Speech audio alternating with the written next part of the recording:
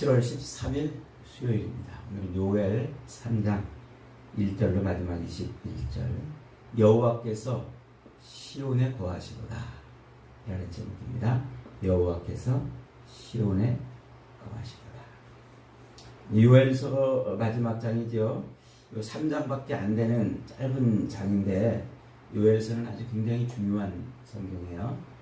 구약과 신약을 연결해주는 아주 중요한 장이고, 신약의 요한계시록처럼 말세를 사는 성도들에게 이 말세를 어떻게 살아야 되는지를 가르쳐주는 아주 중요한 성경이라 그랬습니다. 오늘 본문은 마지막 날, 곧 여호와의 날, 이 날에 대한 이야기예요. 이 여호와의 날은 종말의 날이라고 그랬죠. 하나님의 심판이 부어지는 날, 하나님의 구원이 일어나는 날. 이 성경에서 이 여호와의 날을 언급하는 성경은 이사야나 혹은 에스겔, 아모스, 스바냐, 스가랴 이런 성경들이에요.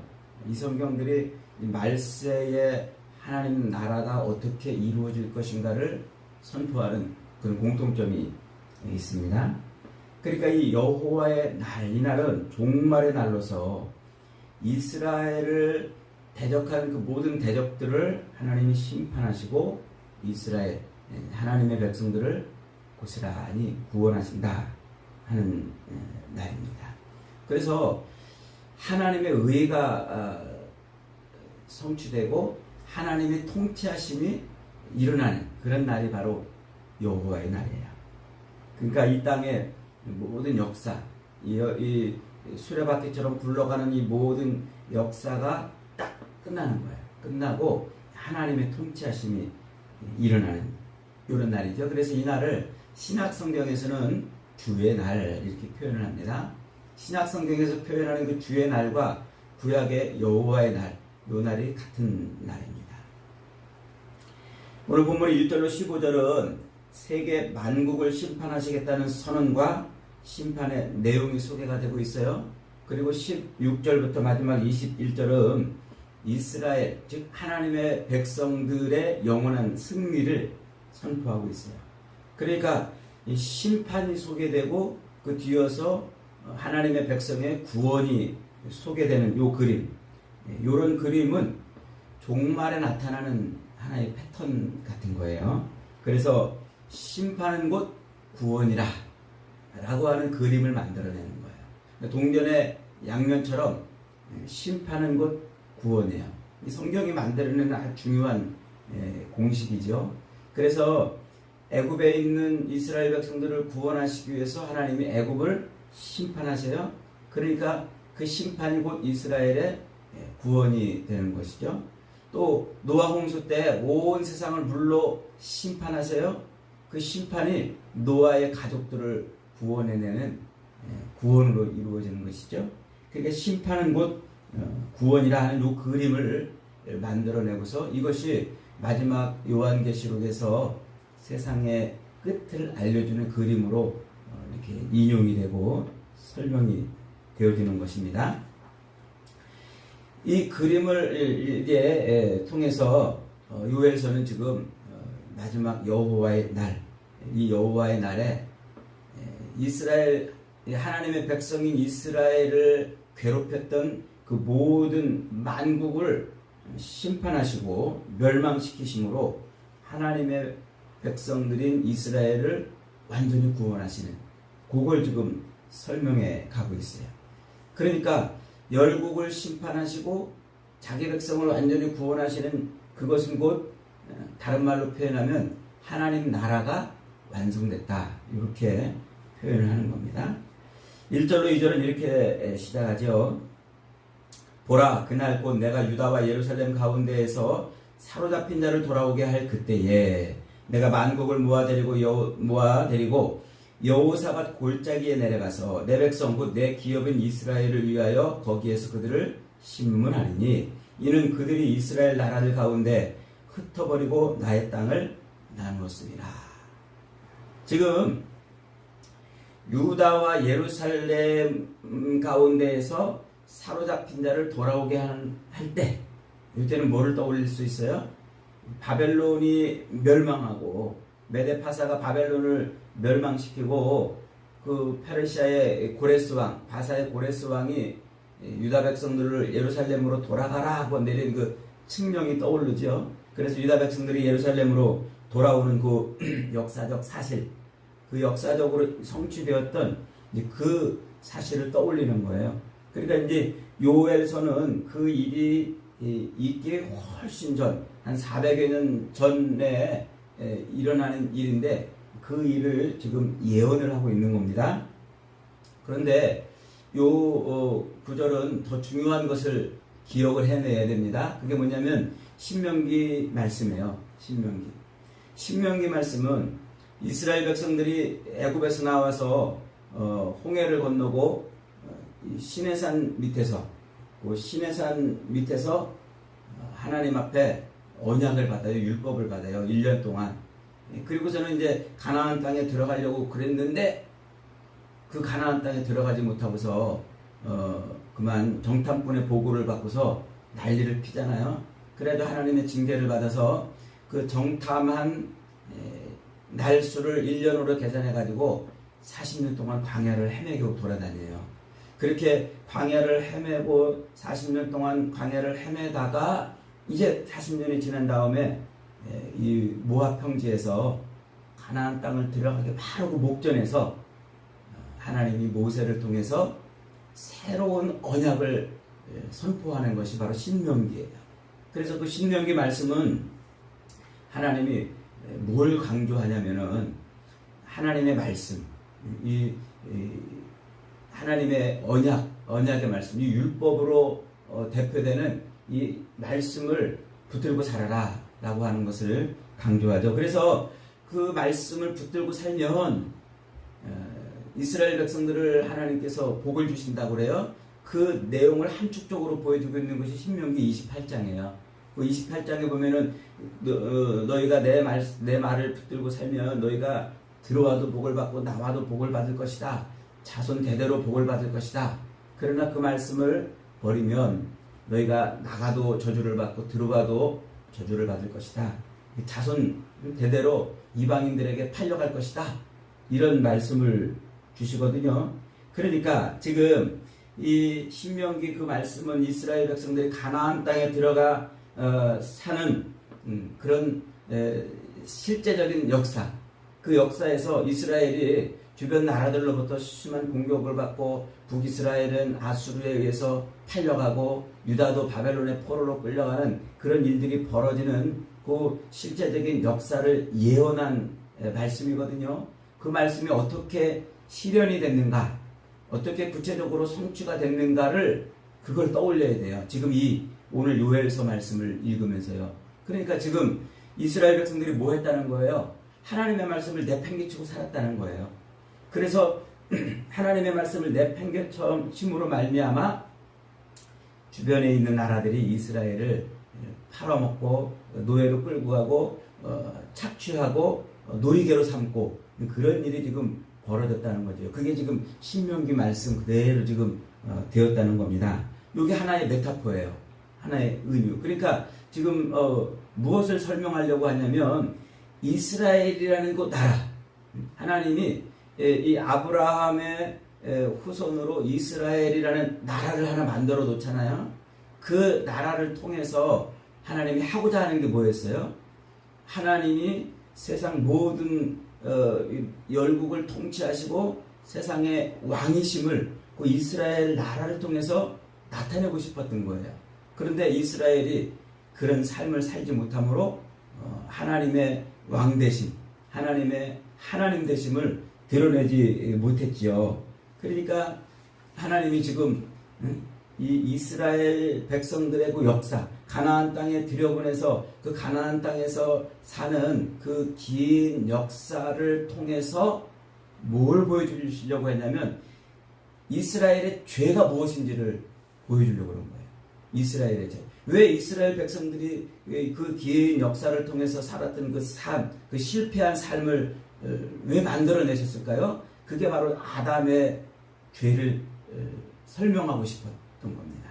그러니까 아담이 에덴 동산에서 하나님이 먹지 말라고 하는 생명나무와 선악을 알게 하는 나무 열매를 건들지 말라고 그랬잖아요.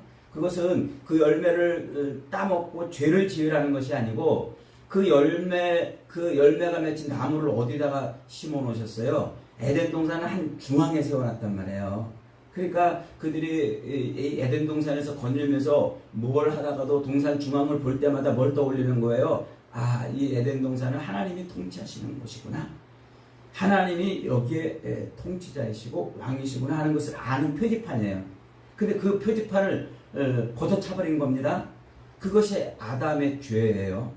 그 하나님의 통치하심을 거부한 것, 하나님의 그 왕되심을 거부한 그 죄, 그 죄를 이스라엘이라는 나라를 선택해서 그 긴 역사를 이어가게 하면서 이스라엘이 그 아담의 죄를 그대로 실현해 낸 것, 세상에서 실현해 낸 것을, 그것을 이스라엘이라는 나라를 통해서 보여주는 거예요.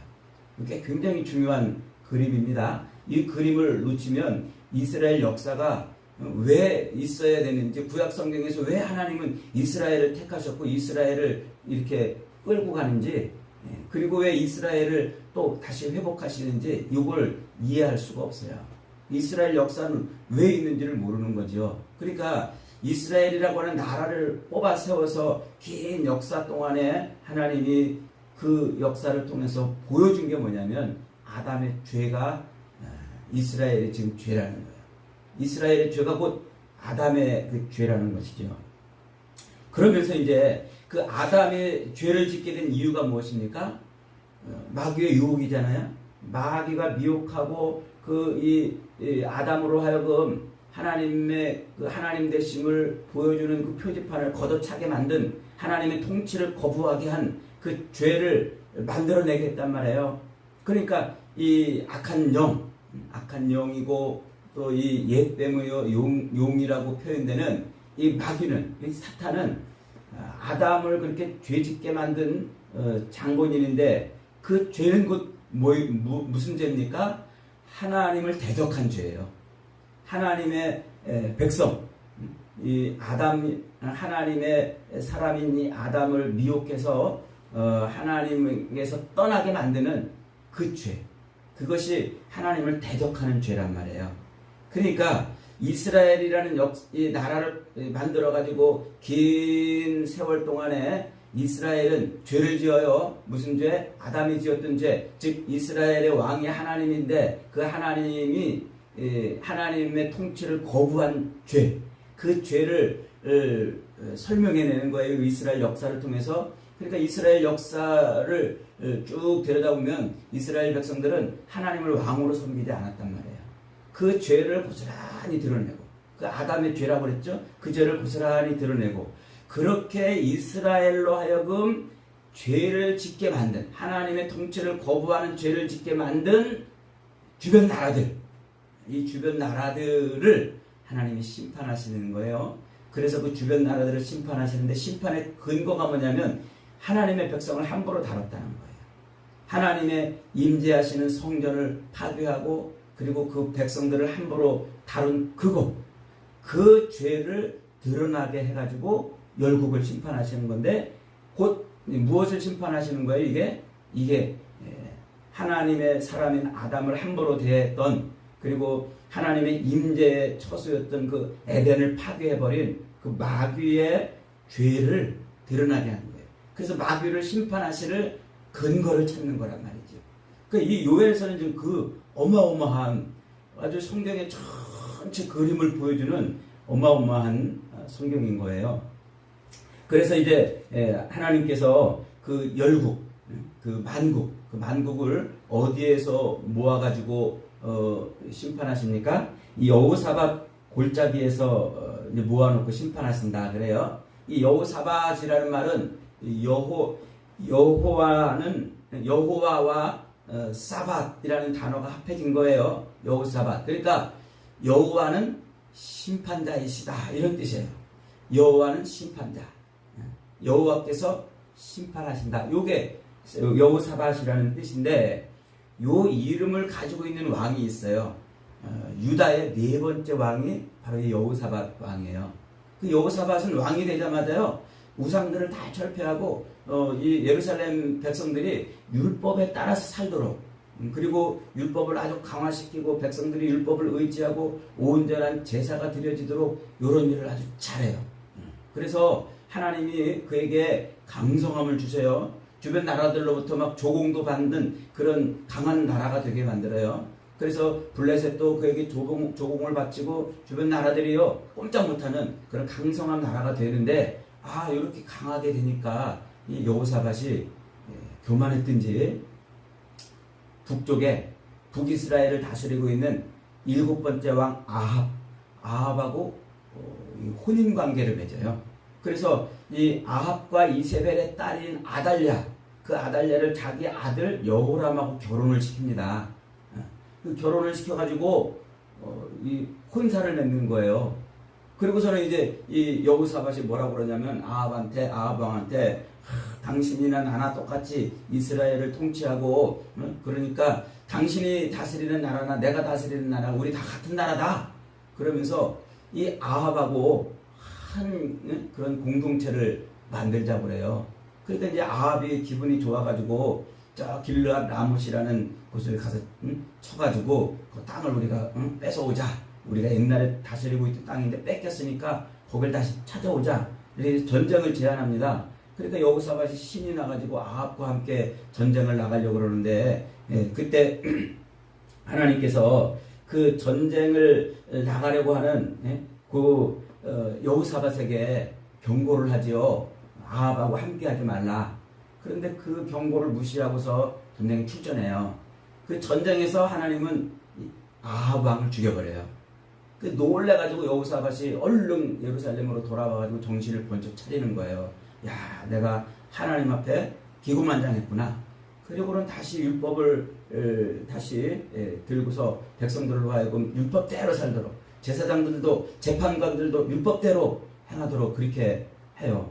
그때 이 이스라엘 유다 주변에 있던 암몬과 에돔과 이런 나라들, 그런 나라들이 암몬과 모압과 마온과 에돔 연합군들이 다 그런 나라들이 힘을 합쳐가지고 유다를 공격해요. 여호사밧을 공격을 하는 거죠. 그러니까 여호사밧이 그때 80만 대군이 있었는데도 그 80만 대군을 데리고 출전하지 않고 즉시로 하나님 앞에 엎드려요. 하나님 앞에 도움을 구하고 은혜를 구해요. 그러니까 하나님이 이 야하시엘이라는 요 사람을 통해서 하나님의 영이 그에게 여호사밧에게 말을 하게 합니다. 그래서 이 전쟁은 하나님께 속한 전쟁이다. 너에게 속한 전쟁이 아니고 하나님께 속한 전쟁이니까 내가 하나님이 시키는 대로 하거라 라고 이렇게 말하게 해요. 그러면서 하나님께서 뭐 하게 하냐면 그 80만 대군, 그 군대를 출전할 때 그 맨 앞에 찬양대를 세워요. 그러니까 맨 앞에 기병대를 세우거나 궁수들을 세워가지고 전쟁을 대비한 게 아니라 그 연합군들이 몰려오는데 맨 앞에 찬양대를 세워가지고 찬송을 부르게 하는 겁니다. 그러니까 하나님이 그 전쟁을 치르시는 거죠. 결국 그 전쟁은 하나님께서 단 한 발의 화살도 쏘지 않은 그런 상태로 이기게 만들어버려요. 매복을 시켜놔가지고 하나님이 이스라엘 유다로 큰 승리를 거둬요. 그 승리가 얼마나 큰 승리였냐면은 이 여호사밧이 그 연합군의 노량물을 이제 거둬들이는데 3일 동안 거둬들일 정도로 어마어마한 그런 대승리를 거두게 만드는 거죠. 그때 이 여호사밧이 백성들과 함께 골짜기에서 하나님을 송축합니다. 하나님을 더 노래하고 찬양하고 하나님을 송축하는 일이 벌어져요. 바로 그 사건, 바로 그 골짜기를 지금 소환해가지고 하나님이 이 열국을 심판하시겠다고 지금 설명하는 거예요. 그러니까 이 여호사밧이 전쟁을 할 때 그 연합군들이 와가지고 한 방에 그냥 전멸이 된 바로 그때 그 사건, 그래서 하나님의 이름을 찬송했던 바로 그 사건, 그 골짜기를 소환해 가지고 이스라엘을 공격했던 모든 나라들을 하나님이 지금 다 심판하시겠다 라고 지금 말씀을 하고 있는 겁니다. 그러면서 10절에 이렇게 선포합니다. 너희는 보습을 쳐서 칼을 만들지어다, 낫을 쳐서 창을 만들지어다, 약한 자도 이르기를 나는 강하다 할지어다. 그러니까 지금 하나님께서 하나님의 군대 이스라엘 백성들을 향해서 지금 뭐라고 얘기하냐면 너희는 보습을 쳐서 칼을 만들지어다 그래요. 보습은 농기구예요. 농사 짓는 데 쓰는 기구. 그리고 낫을 만들어서 낫을 걷어들여서 창을 만들고 그러라고 그러잖아요. 그러니까 이제 이 농사지을 농기구들을 다 걷어들여 가지고 창과 칼과 낫을 이 창과 칼을 전쟁의 도구를 만들으라는 거예요. 그러니까 이 말은 농사가 이제 끝났다는 거예요. 농사가 끝났으니까 뭐를 해요? 추수하는 거예요. 그래서 지금 이 요엘서 요 그림은 말세에 하나님이 모든 세상 만국들을 심판하시면서 자기 백성 알곡들을 걷어들이는 그 추수하는 마지막 말세의 모습, 종말의 모습을 그려주고 있는 거죠. 그래서 이 요한계시록 14장에 가면은요, 역시 똑같은 그림이 나와요. 이 구름에 앉으신 이가 낫을 가지고 추수를 해요. 자기 백성들을 구원하는 거죠. 14만 4천으로 표현되는 하나님의 사람들, 하나님의 백성들을 구원해내는 바로 그 그림이 이 요엘서에서 만들어지는 겁니다. 그러니까 지금 이 마지막 농기구들을 다 걷어가지고 이제 전쟁의 도구를 만들어서 하나님이 심판을 하시는 건데, 그러면 이제 12절에 어떻게 일어납니까? 민족들은 일어나서 여호사밧 골짜기로 올라올지어다. 내가 거기 앉아서 사면의 민족들을 다 심판하리로다. 이게 만국을 심판하시는 그 여호사밧 골짜기에서 하나님이 모든 연합군들을 멸했던 것처럼 만국을 심판하심으로 이제 뭐만 울려 퍼지면 돼요? 하나님을 송축하는 찬송만 울려 퍼지면 되는 그림이 나오는 거예요. 그래서 이제 하나님의 심판이 이루어졌으니까 그 다음에는 뒤집으면 뭐가 이루어지는 겁니까? 구원이 이루어져야죠. 그래서 16절부터 마지막 21절까지는 이 여호와의 이 날, 구원의 날을 지금 선포하는 거예요. 16절 봅니다. 여호와께서 시온에서 부르짖고 예루살렘에서 목소리를 내시리니 하늘과 땅이 진동하리로다. 그러나 여호와께서 그의 백성의 피난처 이스라엘 자손의 산성이 되시리로다. 이 피난처가 되고 산성이라는 말은 거처가 된다는 말이에요. 하나님이 이스라엘이 거하는 거처가 된다 이 말이에요. 그런데 그 앞에 16절 앞부분에 여호와께서 시온에서 부르짖고 라고 이렇게 번역했는데, 이 하나님한테 부르짖고 이렇게 표현하는 건 좀 적절한 번역이 아니에요. 좀 표현이 좀 잘못됐어요. 하나님이 큰 소리를 발했다 이 말이에요. 지금 어디에서? 시온에서 하나님이 큰 소리로 팍 하고 뭔가 외친 거예요. 하늘과 땅이 진동할 만큼 하나님이 그 어마어마한 하나님의 영광을 지금 선포하고 있는 것이죠. 이게 뭡니까? 하나님이 세상을, 하늘과 땅이 진동할 만큼 하나님이 그렇게 세상을 통치하시는 왕이 되셨다 이 말이에요. 통치자가 되셨다는 말이죠. 그러니까 하나님이 시온에 앉아가지고 시온에 앉아서 온 세상을 통치하시는 왕으로 등극했다 이 말이에요. 이 말. 그래서 요엘서 그 21절 맨 마지막 문장이 어떻게 끝납니까? 이는 여호와께서 시온에 거하심이니라 그랬어요. 여호와께서 시온에 거하시니라. 이 시온이라는 말은 시편 공부할 때 많이 배웠죠. 굉장히 중요한 단어입니다. 그냥 우리가 예루살렘을 다른 말로 이렇게 시온이라 이렇게 부른다고 그 정도 알고 넘어가면 안 되는 단어예요. 시온이라는 것은요, 그 옛날 하나님께서 이스라엘 백성들에게 가나안 땅을 주셨잖아요. 그래서 그 가나안 땅을 정복해야 되는데 그 여호수아 시대에 그 가나안 땅을 완전 정복하지 못해요. 그래서 예루살렘이 있는 그 지역을 여부스 족속한테 남겨둡니다. 그게 언제까지 갑니까? 다윗 시대까지 가는 거예요. 그러니까 가나안 땅을 완전 정복한 사람은 누구냐면 다윗입니다. 다윗이 이스라엘의 통합왕이 되자마자 제일 먼저 한 일이 뭐냐면 바로 그 시온을 정복한 거예요. 예루살렘을 정복해요. 그리고 예루살렘으로 천도를 한 다음에 거기다가 뭘 갖다 놔요? 하나님의 임재의 상징이면서 동시에 속죄 소인 언약궤를 거기다가 예루살렘으로 갖다 놓는단 말이에요. 그러니까 이 우상들이 통치하고 있던 하나님의 백성들이 사는 그 땅, 그 한 가운데에서 우상이 통치하고 있던 그 시온, 그 땅을 하나님의 언약궤를 갖다 놓음으로써 이제 드디어 하나님의 땅이 된 거예요. 하나님이 완전히 통치하시는 나라가 됐다는 거예요. 그걸 다윗이 보여주는 거예요.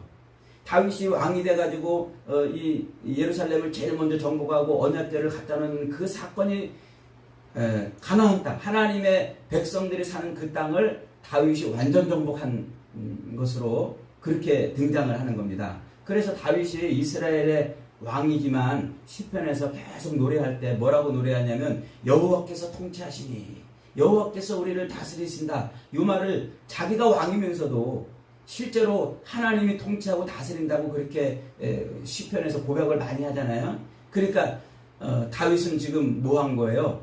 실질적으로 이스라엘의 왕이 하나님이심을 보여준 인물이란 말이에요.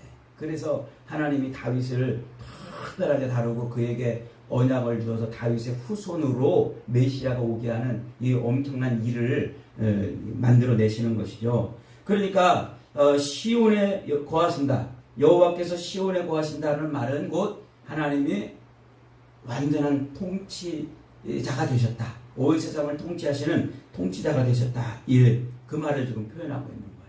그러니까 이제 말세에 일어날 일을 예언하면서 동시에 이스라엘의 전 역사를 통해서 하나님이 하고 싶은 일이 무엇인가를 요엘서는 지금 보여주고 있는 거예요. 그러니까 요엘서는 이 구약에서도 굉장히 중요한 예언을 하는 거고, 신약에서도 이 요엘서 그림이 말세를 표현하는 그림으로 아주 중요하게 다루어지고 있는 이유가 되는 것이죠. 그래서 끝내 하나님이 이루시는 것이 뭐라고요? 하나님의 완전한 통치가 이루어지는 그 나라를 이루시는 거예요. 그게 열국을 심판하시고 자기 백성을 구원하시는 그 마지막 일을 통해서 하나님이 하고 싶은 일인 거예요. 그래서 하나님이 시온에 거하신다, 하나님이 드디어 완전한 통치자가 되시고 왕이 되셨다 하는 것이죠. 여러분, 지금 여러분의 삶을 통치하고 여러분의 삶을 주무르는 것은 무엇입니까? 누가 지금 여러분의 삶의 주인입니까? 우리는 믿음으로 살면서 믿음으로 산다고 할 때 이걸 결정해야 돼요. 예수 그리스도의 십자가를 믿으면서도 여전히 내가 내 인생의 주인이고 내 삶을 움직이고 내 삶을 좌지우지하는 것이 세상 것이고 물질이고 그런다면은 우리는 하나님의 통치 아래 있지 않는 거예요. 말로는 내가 하나님이 내 인생의 왕이라고, 하나님이 내 인생을 통치한다고 말로는 그렇게 하지만 실제적으로는 실패하고 있는 거예요. 그 이스라엘의 역사 속에서 행했던 그 모습 그대로 그걸 반복하고 있는 거란 말이죠. 여러분, 하나님은 지금 온 세상의 왕이시고 통치자이신 줄 믿으시기 바랍니다. 그래서 하나님은요, 세상의 왕이시고 통치자이심을 세상에 표지판을 세워놓으심으로 그걸 보여줘요. 그 표지판이 뭐예요? 십자가예요, 그게. 그래서 세상 곳곳에 십자가가 꽂혀져 있는 거예요. 여러분, 길거리를 지나다니다가 골목을 다니다가 산마다 들마다 걸어다니다가 십자가를 볼 때마다 무심히 보지 마십시오. 하나님이 세상에 지금 통치자이심을 보여주는 표지판이에요. 그 십자가를 보면서 여러분의 여러분의 삶의 통치자가 하나님이심을 고백하기 바랍니다. 하나님의 통치를 받으며 사시길 바랍니다. 물질의 통치를 받고 세상의 통치를 받는 것이 아니라 하나님의 통치를 받을 때 그때 하나님은 우리 삶의 진정한 왕이 되시는 겁니다. 그 어떤 것도 우리 삶을 흔들지 못하도록 하나님이 그렇게 우리를 지켜주시는 것입니다. 저와 여러분의 삶이 하나님의 그 완전한 통치를 받아서 그런 보호하심과 영광을 누리는 복된 인생들이 다 되시기를 주님의 이름으로 축복합니다. 아멘.